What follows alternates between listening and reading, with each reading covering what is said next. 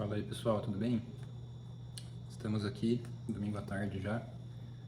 Faz mais tempo que normal que eu não gravo vídeo. Confesso que era preguiça mesmo. Eu tô com uma lista aqui de vídeo para gravar, que eu tive a ideia já de gravar, pelo menos tô com a ideia na cabeça, mas tô com preguiça no corpo para gravar o vídeo e editar e postar, enfim.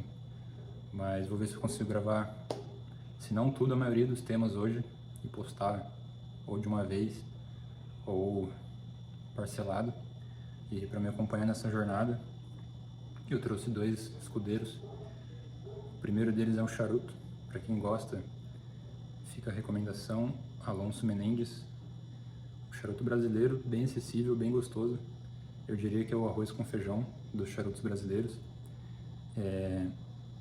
E é bem equiparado com Dona Flor, que também é muito bom, acho que é um pouquinho melhor, também da indústria brasileira. E esse aqui eu dedico para o meu amigo Pedro, do Sul, que me incentivou a voltar a fumar charuto. E o meu segundo escudeiro, um matezinho, esse sim eu dedico para todos os meus amigos do Sul, que me apresentaram essa bela especiaria. E nada melhor do que esse combo para desenvolver as ideias, né? No vídeo de hoje, primeiro, pelo título, vai ser a resenha desse livro aqui, Primeiro Amor, do Ivan Turgenev, não sei se é assim que pronuncia, para continuar a série de livros de literatura russa. Esse livro é bem curtinho, dá para ver que ele tem 100 páginas de história, tirando prefácio, pós-fácio, blá blá blá. Ele foi escrito em 1840, 1860, então é relativamente de época, e não vou focar muito na história de vida do próprio autor, que não é muito foco. Vou focar mais no livro mesmo, porque senão vai ficar muito grande e eu já vou ter que narrar a história do livro para vocês se orientarem. E vai ter spoiler sobre a história, né? Então fiquem avisados. Esse livro, eu sei que ele é relativamente famosinho até na literatura russa. Comprei ele porque é bem o tipo de livro que eu acho adequado para fazer as resenhas do canal, que é relativamente curto. Dá para explicar bem em um vídeo sem ficar muito extenso. E confesso que me surpreendi. Me surpreendi porque eu não achei que num livro tão curto a história poderia dar uma certa reviravolta tão grande assim. Confesso que eu achei muito perturbador o final. Fiquei com um certo incômodo, mas essa é a graça do livro. E confesso que eu me precipitei também, porque na metade do livro eu já imaginei mais ou menos sobre o que eu ia falar na resenha. Eu falei, pelo ritmo do livro ele vai acabar mais ou menos assim, e eu já sei o que eu vou falar. Mas da metade pro final ele muda e eu consegui extrair uns pontos adicionais assim que eu gostaria de falar. Esse livro, ele pode ser considerado irmão ou primo do Noites Brancas, do Dostoiévski, e Os Sofrimentos do Jovem Werther, do Goethe, porque tem histórias e temas muito parecidos, apesar de que, obviamente, o desfecho dos três é diferente, mas a temática é muito parecida, que é um garoto que se apaixona perdidamente por uma mulher, só que de maneira totalmente desordenada.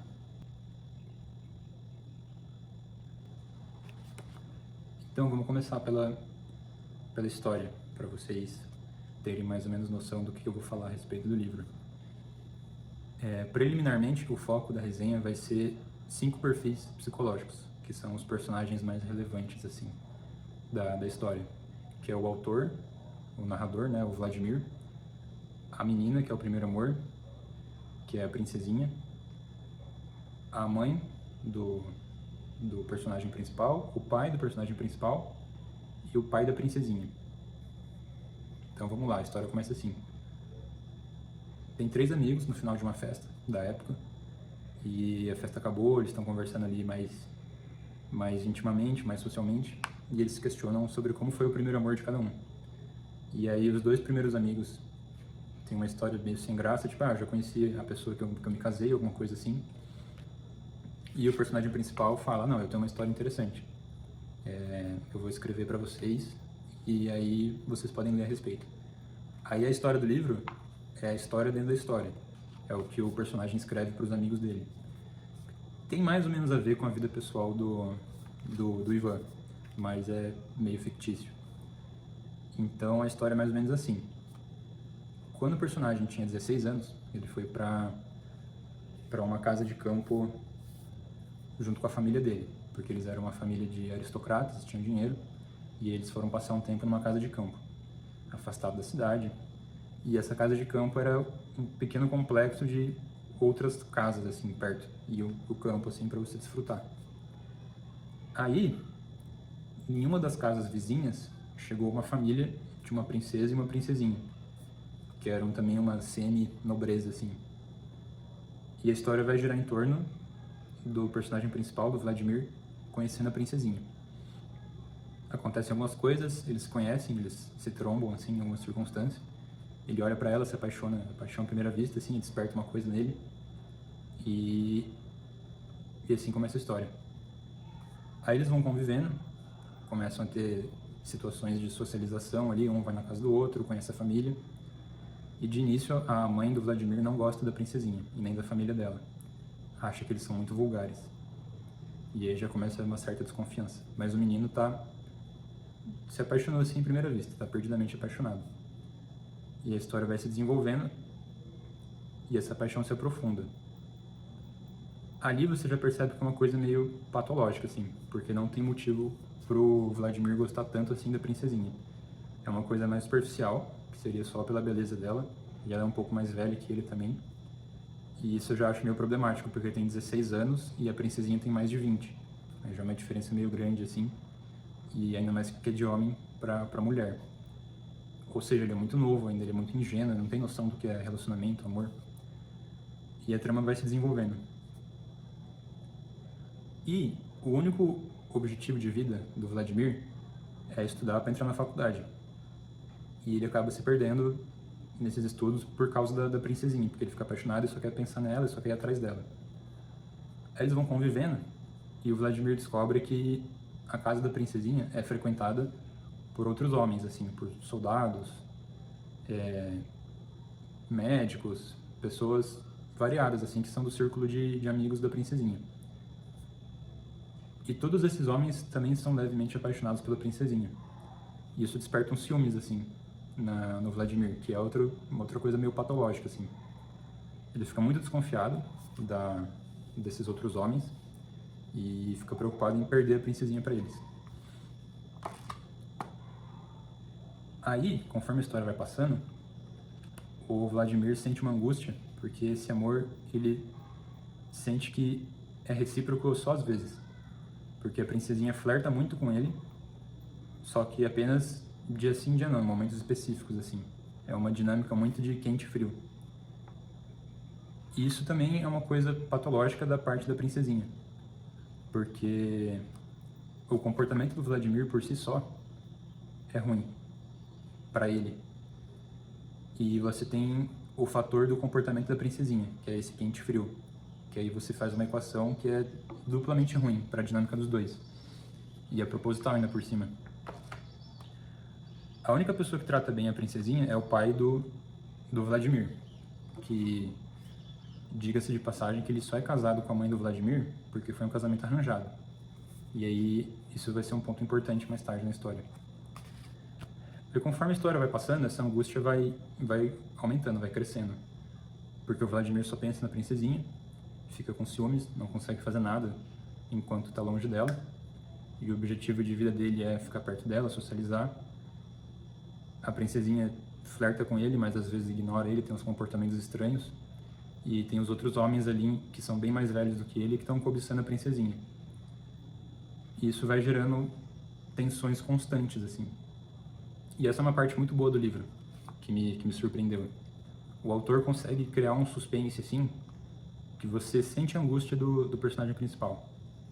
E ele vai deixando muitas coisas implícitas também. Porque tem aquele jogo de flerte, assim, e você nunca sabe quais são as reais intenções, assim, quais são os reais significados das palavras das pessoas.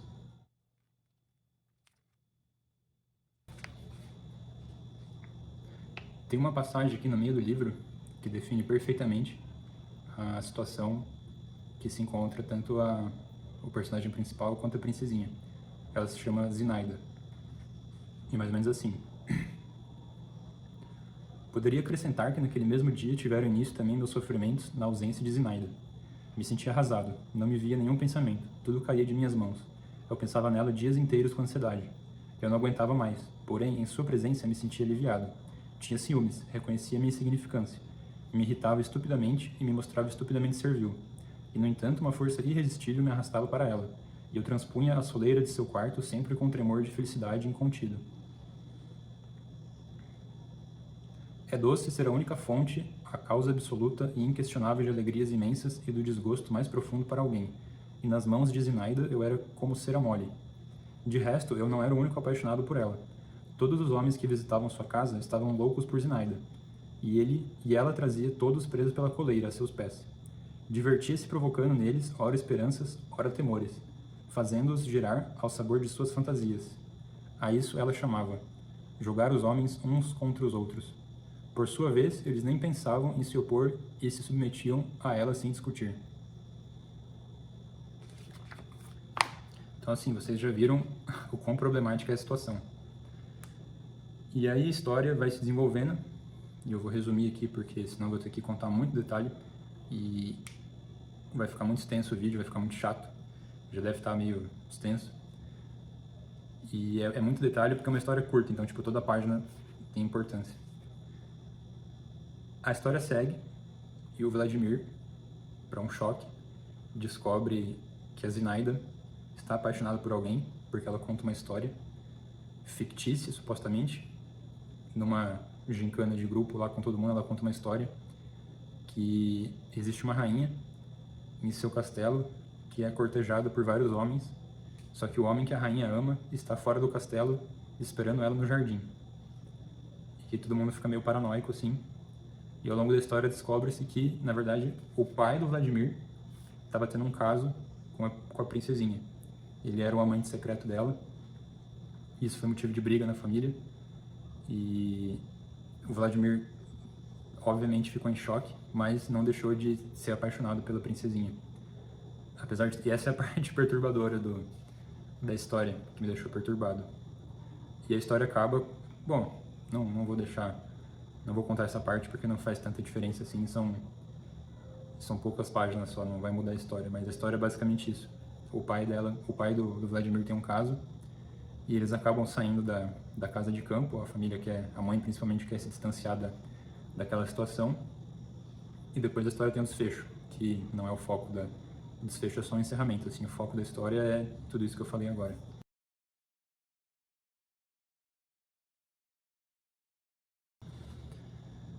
Agora que a gente contextualizou, eu queria falar o que a gente pode aprender com esse livro. Ele é uma obra, eu vi um comentário falando que ele é uma obra-prima da psicologia. Não necessariamente por causa da ciência psicológica, mas da análise psicológica dos personagens, mas por causa da credibilidade da identidade psicológica dos personagens, como são identidades muito reais e situações muito reais. E vocês vão entender o que eu estou falando. As 5 pessoas que eu falei. O Vladimir, a princesinha, a mãe e o pai do Vladimir e o pai da princesinha. Primeiro, o próprio Vladimir. Qual que é a identidade psicológica dele? Ele é um homem novo, então ele é relativamente ingênuo, tanto que tem uma passagem que ele vai para a casa da princesinha, uma das várias visitas, e o mordomo lá, o médico, fala que para ele abrir o olho, porque aquele não é um ambiente adequado para ele, que ele deveria saber o que está acontecendo. E aí deixa entender, é assim que o leitor tem o primeiro contato com a situação de que os homens estão lá para tentar conquistar ela. Ou seja, o Vladimir ele é muito ingênuo, ele não tem noção do que é amor, do que é relacionamento, de que existe malícia nas pessoas, e ele se apaixona perdidamente pela princesinha. Mas a ingenuidade dele, essa idade dele não é o único motivo pelo qual ele se apaixona de forma tão forte, tão patológica pela princesinha.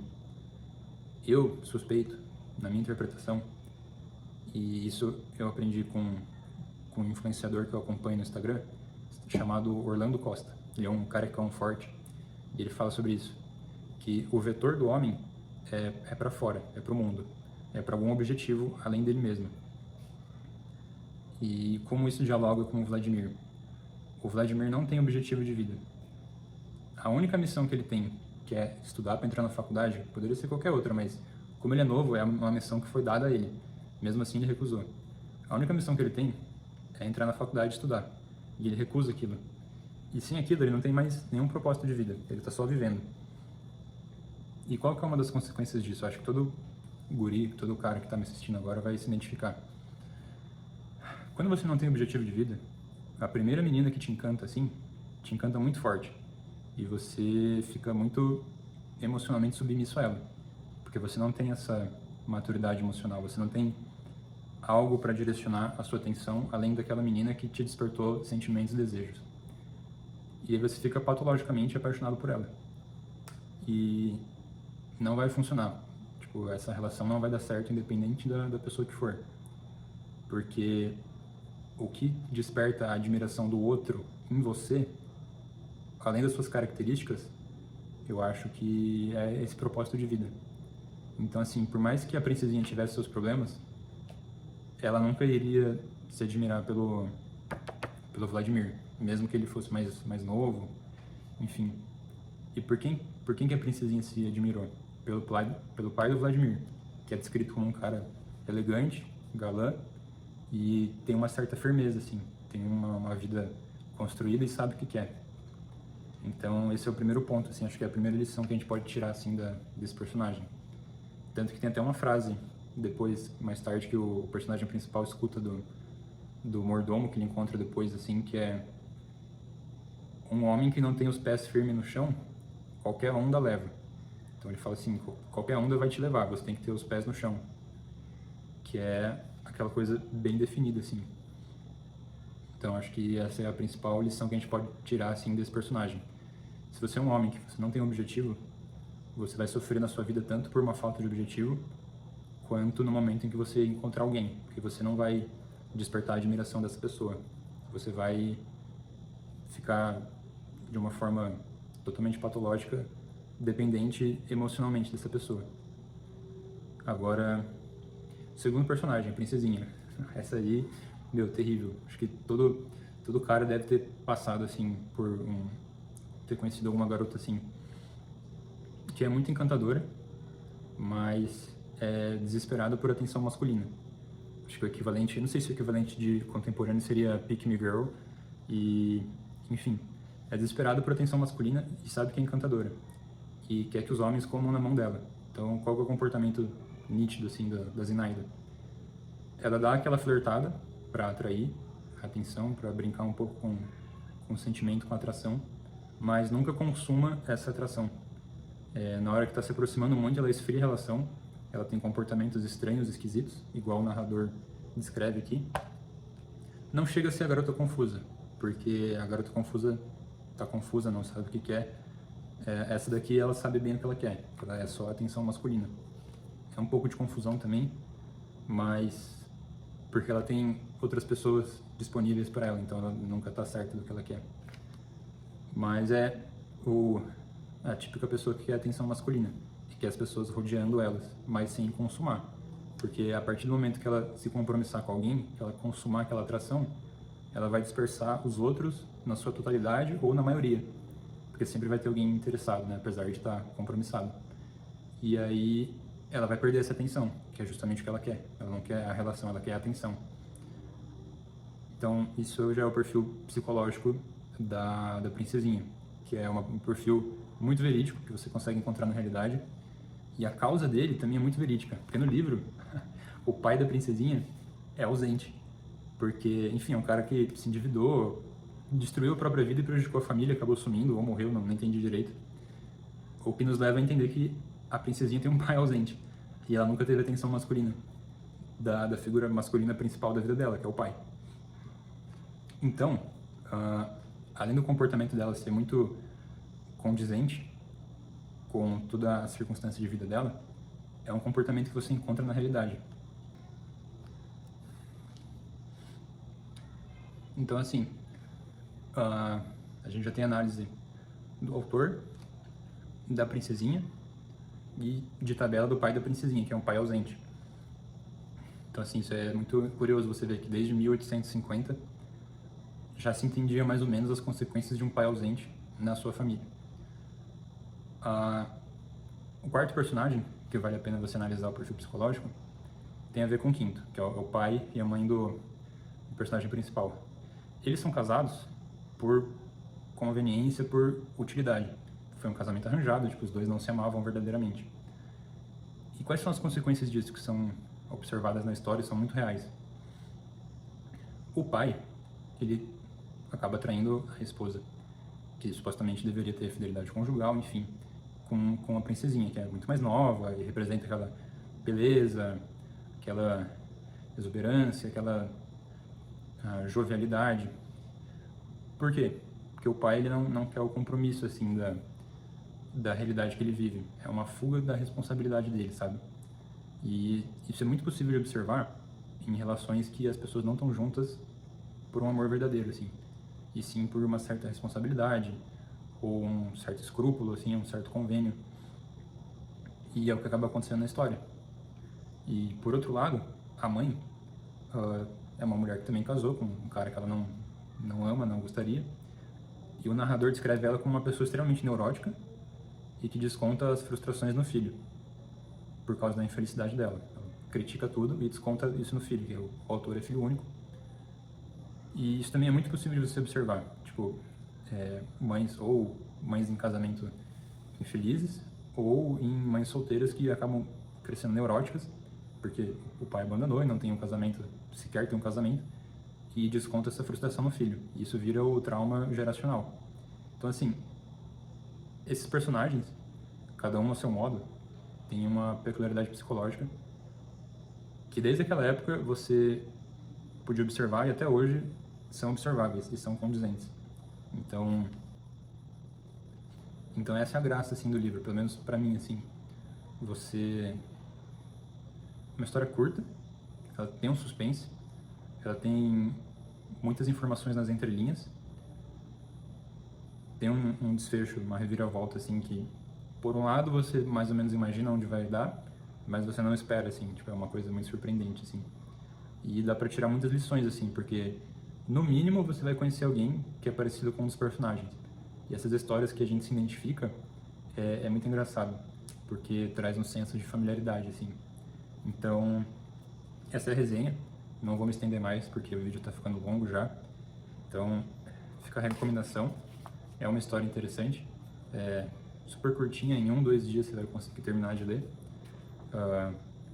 Super barato também o livro, vale o suspense, vale a